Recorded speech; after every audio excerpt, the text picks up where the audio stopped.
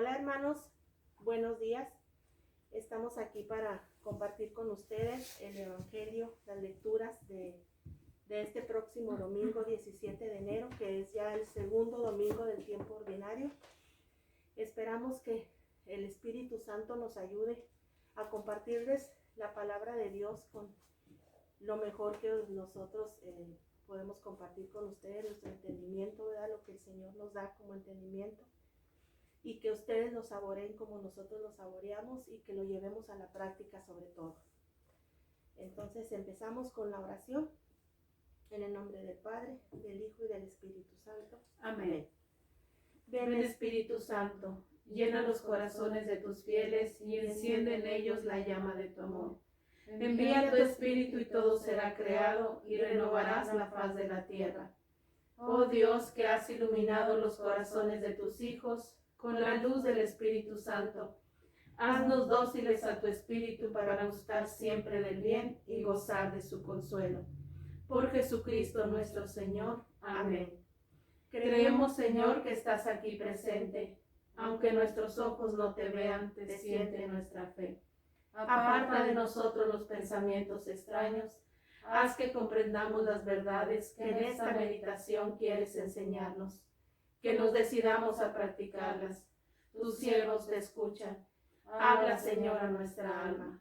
Santa María, medianera de todas las gracias, concédenos que escuchemos y sigamos la voz del Señor. Amén. En el nombre del Padre, del Hijo y del Espíritu Santo. Amén. Primer libro de Samuel. En aquellos días, el joven Samuel servía en el templo a las órdenes del sacerdote Elí.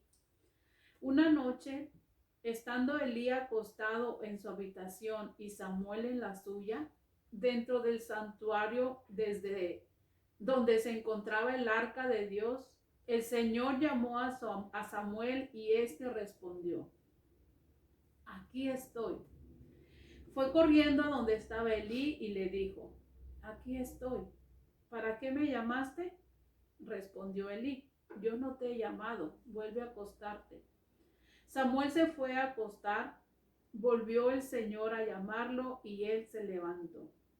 Fue a donde estaba Elí y le dijo: Aquí estoy. ¿Por qué me llamaste? Respondió Elí: Yo no te he llamado, hijo mío, vuelve a acostarte. Aún no conocía Samuel al Señor, pues la palabra del Señor no le había sido revelada.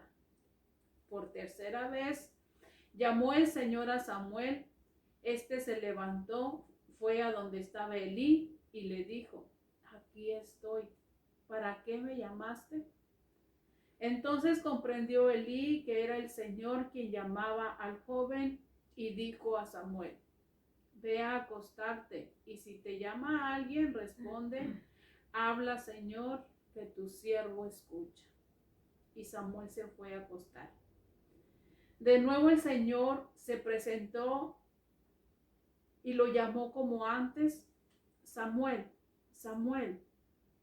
Este respondió: Habla, Señor, tu siervo escucha. Samuel creyó y el Señor estaba con él. Creció y el Señor estaba con él, y todo lo que el Señor le decía se cumplía. Pues a mí me recuerda Samuel a mí misma, que tiene muchos años que sirvo al Señor en diferentes ministerios. Yo creo que el primer ministerio en el que le serví dentro de la iglesia es el de proclamar la palabra de Dios. Y me recuerdo que yo sí lo hacía con amor, con respeto, con cariño, pero eso no me fue suficiente, porque ahora veo la diferencia y no quiero decir que ya sé todo, le escucho bien la voz de Dios, la sé distinguir de todo a todo. Estoy aprendiendo y estoy en ese camino, pero sí me doy cuenta que estaba igual que Samuel, porque Samuel dice que estaba dentro del templo de Dios, en el santuario, lo servía y ya era joven, ya no era un niño, ya estaba crecidito. Sin embargo, no supo distinguir la voz de Dios que le hablaba, porque nadie le había enseñado, porque en ese tiempo no se escuchaba la voz de Dios, nadie hablaba de Dios. O sea, tiene él un buen pretexto para decir, pues yo no sabía que eras tú, Señor, pero pues yo no lo tengo porque ya me han hablado mucho. Hice mi primera comunión para empezar, bueno, mi bautismo, ¿verdad? Antes, Sí. pero pues estaba chiquita. Entonces, yo pienso que estoy porque que Samuel, porque yo estaba en las cosas de Dios y no sabía distinguir la voz de Dios. Ahorita estoy aprendiendo, pero estoy en ese camino de distinguir. Ahora, el punto, las palabras claves que Samuel dijo, aquí estoy, Señor, para hacer tu voluntad. Y fue entonces cuando Dios como que ya entró en esa relación personal con Samuel, y Samuel ya lo estaba escuchando mejor. Pero me pongo a meditar las cosas que podemos hacer en la vida. Cuando no sabemos escuchar la voz de Dios, pensamos que las otras personas nos están hablando, y cuando las otras personas nos están hablando, podemos correr el riesgo de equivocarnos mucho porque le hacemos caso a las personas y no a la voz de Dios.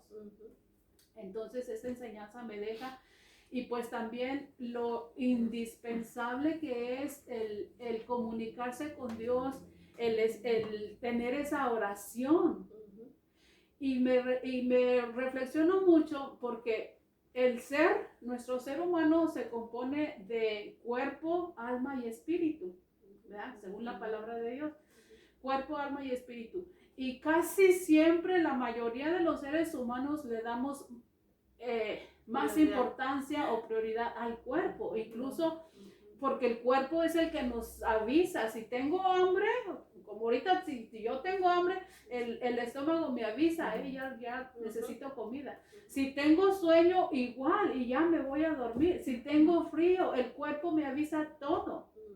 Pero el alma está como muy callada, y de hecho sí avisa, pero no le hacemos caso.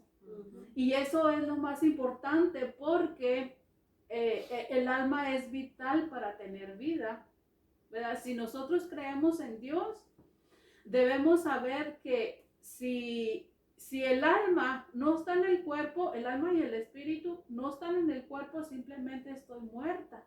Entonces, esta lectura me ayudó a reflexionar esto, y en un libro que nos regaló el Padre, de que allí me hace reflexionar de qué tan importante es el alma. O sea, sin alma simplemente no tenemos vida y la descuidamos demasiado. Yo lo digo por mí, que necesitamos esa oración, porque ¿qué va a darle de comer al alma? Alimentar el alma es la oración con Dios. Es la comunicación con Dios, porque el alma le pertenece a Dios. Y por eso dices aquí al último, que Samuel creció y el Señor estaba con él, porque ya cuando Samuel le dijo, aquí estoy, Señor, para hacer tu voluntad, ya abrió las puertas de su corazón para que Dios actuara en él y lo dirigiera hacia donde Dios quiere, porque le pertenecemos a él. Y yo digo que sí, porque así me ha pasado a mí. Cuando yo le abro las puertas de mi corazón al Señor, ya, claro que me equivoco, y me equivoco muchas veces, pero no, la vida no se trata de que no te equivoques nunca, porque eso no va a pasar, somos seres humanos, pero sí se trata de que si yo me equivoco, me levanto, le pido perdón a Dios, a quien haya ofendido, y ya, a continuar. Pero bueno, pues la oración es demasiado importante para el alimento del alma. El Salmo. Aquí estoy, Señor, para hacer tu voluntad. Aquí estoy, Señor, para hacer tu voluntad. Yo esperaba con ansia al Señor. Él se inclinó y escuchó mi grito. Me puso en la boca un cántico nuevo, un himno a nuestro Dios. Aquí estoy, Señor, para hacer tu voluntad. Tú no quieres sacrificios ni ofrendas, y en cambio me abriste el oído. No pides sacrificio expiatorio, entonces yo digo, aquí estoy. como está escrito en mi libro, para hacer tu voluntad. Aquí estoy, Señor, para hacer tu voluntad. Dios mío, lo quiero y llevo tu ley en las entrañas. He proclamado tu salvación ante la gran asamblea. No he cerrado los labios, Señor. Tú lo sabes. Aquí estoy, Señor, para hacer tu voluntad. Segunda lectura de la primera de Corintios. Todo me está permitido, pero no todo me conviene. Todo me está permitido, pero no me haré esclavo de nada. La comida es para el estómago y el estómago para la comida. Tanto el uno como la otra son cosas que Dios destruirá. En cambio, la persona no es para la prostitución, sino para el Señor, y el Señor es para la persona. Y Dios que resucitó al Señor nos resucitará también a nosotros con su poder. ¿No saben que sus cuerpos son miembros de Cristo? ¿Puedo entonces tomar mis miembros a Cristo para hacerlos miembros de una prostituta? Ni pensarlo. Pues ustedes saben muy bien que el que se une a una prostituta se hace un solo cuerpo con ella. La Escritura dice, los dos serán una sola carne. En cambio, el que se une al Señor se hace un solo espíritu con él. Huyan de las relaciones sexuales prohibidas. Cualquier otro pecado que alguien cometa queda fuera de su cuerpo, pero el que tiene esas relaciones sexuales peca contra su propio cuerpo. ¿No saben que su cuerpo es templo del Espíritu Santo, que han recibido a Dios y que está en ustedes? Ya no se pertenecen a sí mismos. Ustedes han sido comprados a un precio muy alto. Procuren, pues, que sus cuerpos sirvan a la gloria de Dios. Pues qué lectura, tan más hermosa, sí, tan más hermosa y que nos deja. Bueno, Pablo les escribe esta carta a los Corintios, ¿verdad? Y pues también a nosotros, ¿verdad? Nos llega mucho esta. Les dice a los Corintios, porque la iglesia de Corintios era un puerto, había ahí de barcos, ¿verdad? Y era un pueblo muy mercantil, ¿verdad? Entonces iban pues muchos marineros a esa ciudad. Iban porque había según una diosa ahí que se llamaba la diosa del amor, que se llamaba Afrodita. Y entonces iban con ese pretexto porque ahí había sacerdotisas. Dice que había más de 1000 sacerdotisas, pero iban a tener relaciones con ellas. Era pues una iglesia, era su sí, era un templo, pero era su ¿cómo se dice? De estos, no, era como ¿cómo se dice? De su pueblo, ¿cómo se dice? Era una Paisano, ley, era la ley de ellos, ahí, ¿verdad? Que iban con esas a tener relaciones, tenían que ir con ellas, pasaban ahí. Entonces era un pueblo de mucho, como dice aquí, de fornicación. Aunque Pablo ya les había hablado, muchos ya se habían convertido, pero ellos aún así todavía practicaban esta fornicación, este desorden de sexo, de tener relaciones sexuales con estas mujeres. Porque ellos pensaban, pues si Dios nos dio la comida para el estómago y el estómago para la comida, pues yo puedo hacer lo que quiera con mi cuerpo, ¿verdad? Fornicar, tener sexo con lo que fuera. Pero luego viene Pablo y les dice, no, espérense. Les dice, todo está permitido, mas no todo me conviene. Porque ellos pensaban, que porque ya teníamos libertad en Cristo, podíamos hacer lo que fuera. O sea, y para ellos no era pecado lo que ellos estaban haciendo. Pero luego ya viene Pablo y les dice, no. Y dice, como aquí dice, el cuerpo no es de nosotros, es miembro del cuerpo de Cristo. Entonces no vamos a pecar con eso, con el cuerpo de Cristo, como dicen otras lecturas, ahorita no me acuerdo. Dios es el árbol, nosotros somos sus ramas. Entonces, aquí pues a mí me deja mucho que mi cuerpo es templo del Espíritu Santo y no debo de pecar, en otra, bueno, aquí dice diferente en la Biblia, pero en el librito dice que nosotros, nuestro cuerpo es templo del Espíritu Santo y, ay, espera, déjelo leo acá. Dice, ¿no saben ustedes que sus cuerpos son miembros de Cristo y el que se une al Señor se hace un solo espíritu con Él? Huyan, por lo tanto, de la fornicación. Y es ahí donde yo voy de que hay veces, por ejemplo, tan solamente en las películas, cuando prendemos la tele o en el Facebook, hay veces que pasan las películas pornográficas o mujeres o hombres O las desnudos. buscan como Ajá. ser humano. Pero dice, yo ahí le entiendo de huyan, porque a mí me ha pasado de que a veces están los niños viendo la tele o hasta nosotros y pasa todo eso. Y pues ahí es donde apagar la tele o cambiarle, porque pues a veces uno peca pues con el pensamiento y pues con la vista, ¿verdad? Tanto hombre como mujer. Entonces ahí donde dice huir de todo eso que nos lleva a fornicar, fornicar nuestro cuerpo, porque pues nuestro cuerpo, como dice aquí, es de Dios. Dice que Él pagó un precio muy grande por nosotros, con su sangre, ¿verdad? Y fue crucificado por nosotros, entonces debemos de cuidar nuestro cuerpo lo más que podamos, porque no es de nosotros. Dice que todo, por ejemplo, aquí decía que Pablo que la comida se va a echar a perder, lo que le echamos a nuestro estómago, pero nuestro cuerpo va a resucitar en el último día. Entonces tenemos que cuidar el cuerpo porque no es de nosotros también, como cuidar, pues dice, somos templo también del Espíritu Santo y tenemos que cuidarlo lo más que podamos. Y yo, en mi caso, me ha llevado cuidar mi cuerpo, de tener esa unión con Cristo, porque nos frena a hacer fornicar, tener esa unión con Cristo. Es lo que a mí me ha ayudado en lo personal, tener esa comunión con Cristo y ir a la reconciliación, comer su cuerpo, es lo que me ha ayudado a frenarme de tanto pecado. Y es lo que yo les puedo contar.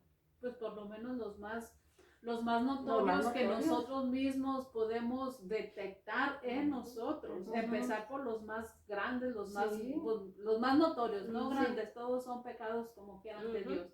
Pero sí es verdad, o sea, y eso es la oración, como les decía al principio. La comunicación con Dios. Ser miembros de Cristo y como dice San Pablo, el ejemplo que da cuando un hombre se une a una persona, sea quien sea, hacen uno con él. Por eso es un matrimonio y por eso somos una sola carne. Y por eso dice, se hacen una con la prostituta.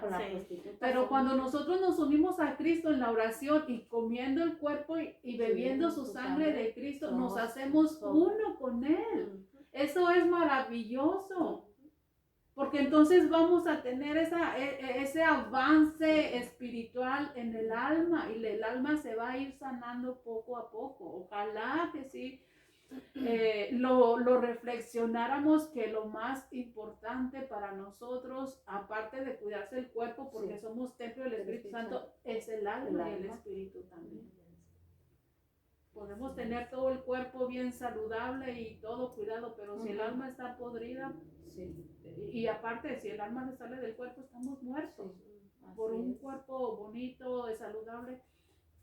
Dice aquí que tenemos que tener, sí podemos tener relaciones, pero no con nuestra pareja, nuestro esposo, nuestra esposa. Casados, sí. Con la bendición de Dios. Y ahí ya sí somos cuando estamos viviendo en unión libre es fornicación, y eso a mí me llevó tiempo entenderlo, pero es fornicación porque no está la bendición de Dios. No está viviendo Dios en medio de eso.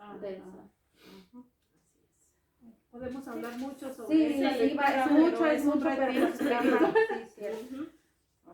Aleluya, aleluya. Aleluya, aleluya.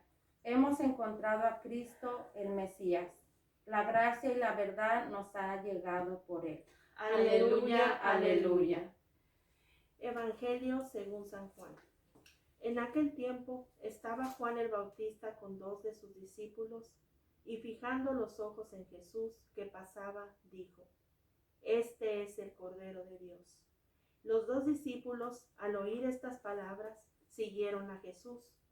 Él se volvió hacia ellos y viendo que los seguían les preguntó: ¿Qué buscan? Ellos le contestaron: ¿Dónde vives, Rabí? Rabí significa maestro. Él les dijo: vengan a ver. Fueron pues, vieron dónde vivía y se quedaron con él ese día. Eran como las 4 de la tarde. Andrés, hermano de Simón Pedro, era uno de los 2 que oyeron lo que Juan el Bautista decía y siguieron a Jesús. El primero a quien encontró Andrés fue a su hermano Simón y le dijo: hemos encontrado al Mesías, que quiere decir el ungido.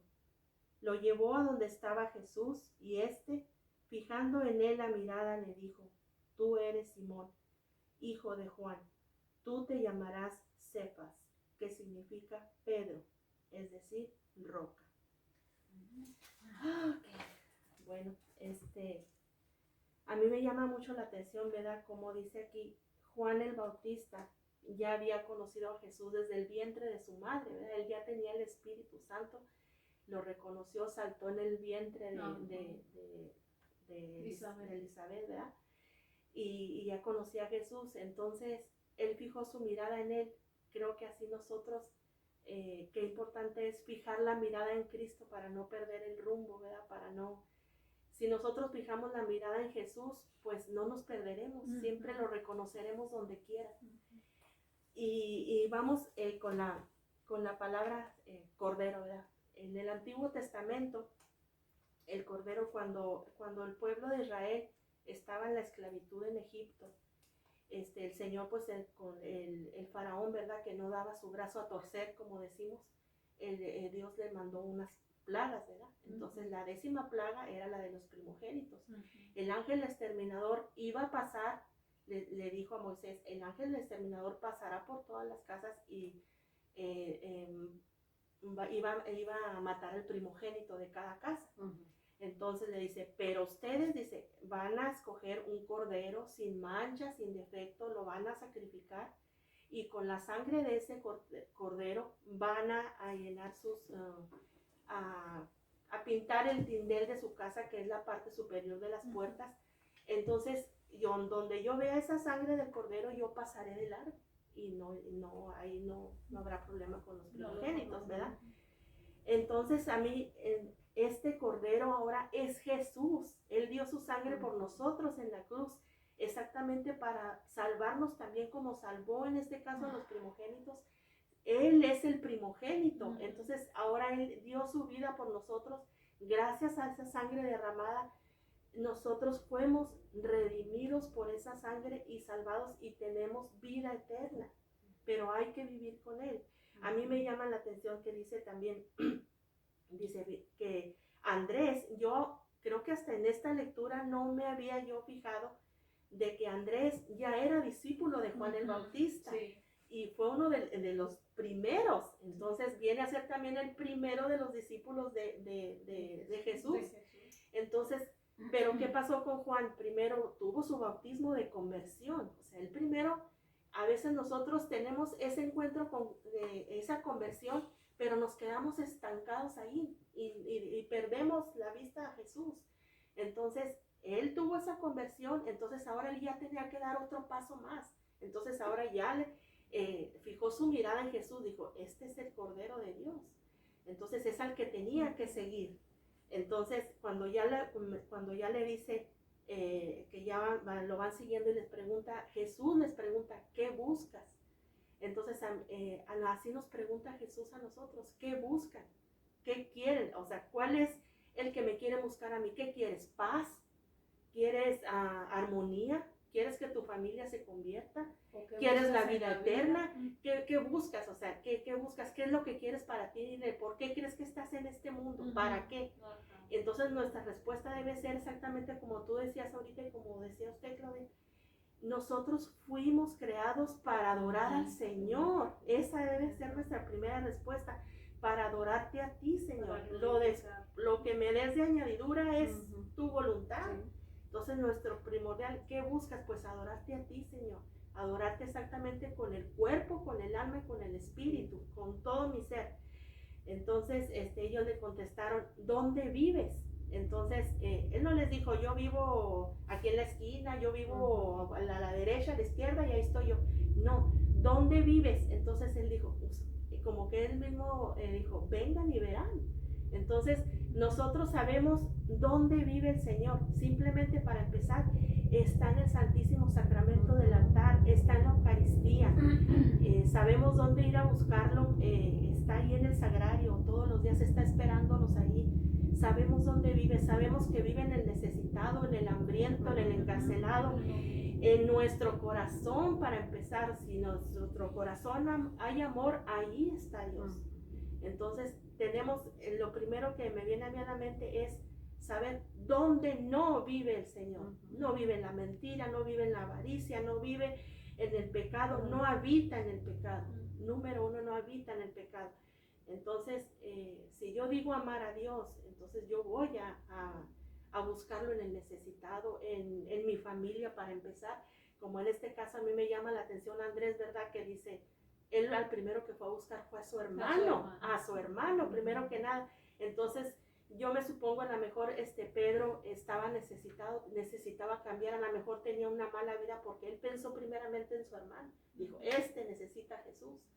Entonces nosotros también así debemos ser, y vaya que iba a tener esa misión Pedro, ¿verdad? Que dice aquí Cefas, que en arameo quiere decir Pedro, roca. Entonces, y sobre esa roca se iba a edificar la iglesia, nada más y nada menos. Entonces, si era que pues todos somos pecadores, ¿verdad? Pero nosotros para eso digo yo, cuando nosotros ya tenemos ese encuentro con Cristo, nosotros ya fijamos esa mirada con Cristo, nosotros no nos podemos quedar con eso, nosotros tenemos que llevar almas a Cristo para que crezca el reino de Dios, para que seamos más sirviendo al Señor.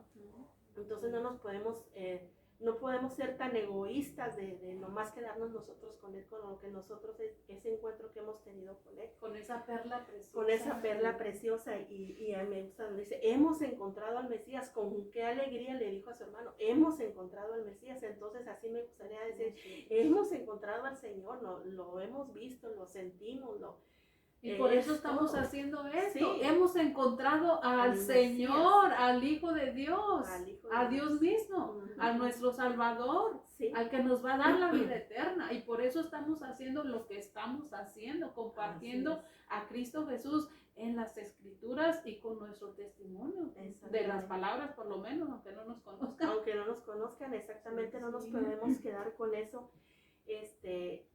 En la misa hay una parte, ¿verdad?, que es muy primordial para los sacerdotes, ¿verdad?, cuando nos muestran el cuerpo de Cristo y nos dice ahí exactamente, este es el Cordero de Dios que quita el pecado del mundo. Dichosos los invitados a la cena del Señor.